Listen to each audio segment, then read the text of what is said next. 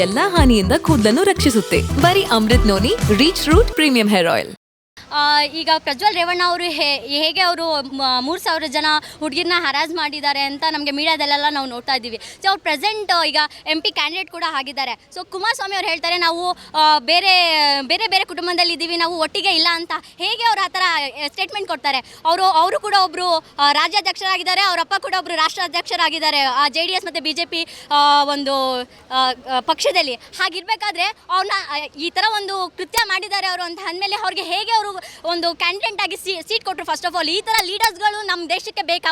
ಮೊದಲನೇದಾಗಿ 3,000 ಜನ ಮಕ್ಕಳನ್ನ ಅವನು ಈ ಥರ ಹರಾಜ್ ಮಾಡಿದ್ದಾನೆ ಅನ್ನೋದು it is not a simple fact.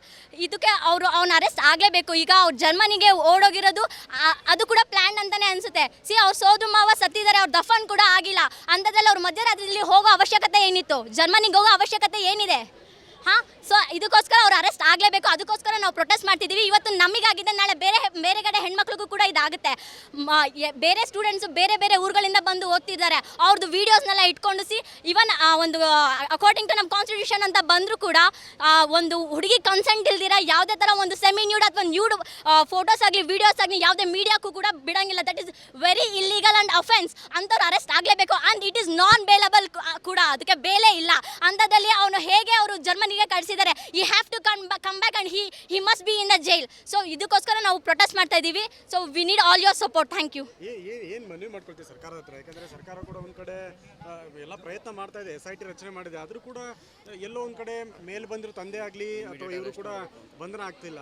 ವಿದ್ಯಾರ್ಥಿಗೆ ತಮಗೆ ಎಷ್ಟು ಭಯ ಇದೆ ಇದ್ರ ಬಗ್ಗೆ? ಅದೇ ಸರ್, ಈಗ ಲೀಡರ್ಸ್ಗಳೇ ಅವರೇ ಸಪೋರ್ಟ್ ಮಾಡ್ಕೊಂಡ್ಬಿಟ್ರೆ ಸೊ ನಮ್ಮ ಥರ ಸಾಮಾನ್ಯ ಮಕ್ಕಳುಗಳು ಏನು ಮಾಡಬೇಕು? As a being a student ನಾನು ಕೂಡ ಒಂದು ವುಮೆನ್ ಆಗಿದ್ದೀನಿ, ಬೇರೆ ಕಡೆ ಹೆಣ್ಮಕ್ಳು ಕೂಡ.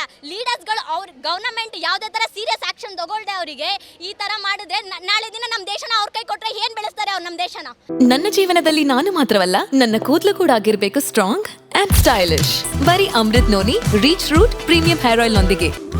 Reach root premium hair oil. ಹುಡುಗಿರಿಗೆ ರಕ್ಷಣೆ ಎಲ್ಲಿದೆ?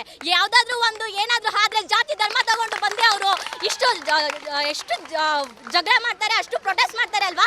ಈಗ ಅಷ್ಟು ಜನ ಹೆಣ್ಮಕ್ಳ ಮೇಲೆ ಹರಾಸ್ಮೆಂಟ್ ಆಗಿದೆ. This is very serious matter. Government ಯಾಕೆ ಅದನ್ನ ಇಷ್ಟು ನೆಗ್ಲೆಕ್ಟ್ ಮಾಡ್ತಿದೆ? BJP ನಮಗೂ ಇದಕ್ಕೆ ಸಂಬಂಧನೇ ಇಲ್ಲ ಅಂತ ಹೇಳ್ತಿದ್ದಾರೆ. Are they are not from the central government?